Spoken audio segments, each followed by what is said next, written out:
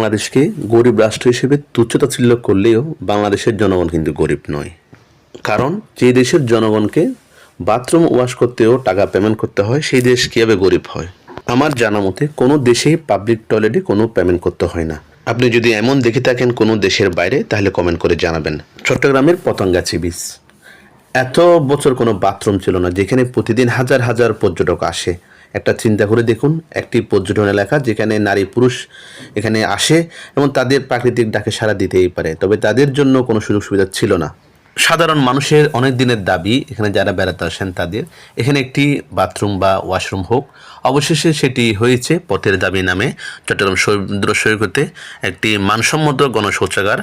সেই দাবির প্রেক্ষিতেই আসলে এটা হয়েছিল। উন্নয়ন কর্তৃপক্ষ সিডিএ এটি নির্মাণ করেন এবং পাবলিক টয়লেটটি পরিষ্কার পরিচ্ছন্ন সুন্দরই আছে। তবে এখানে আপনাকে প্রবেশ করলেই 10 টাকা দিতে হবে।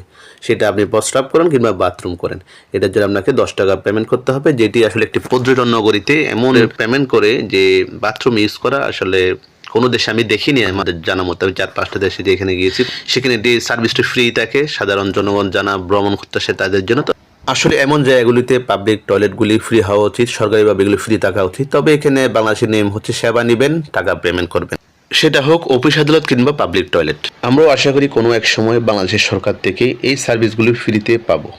সব জায়গায় ব্যবসা এটা থেকে বেরিয়ে আসতে হবে।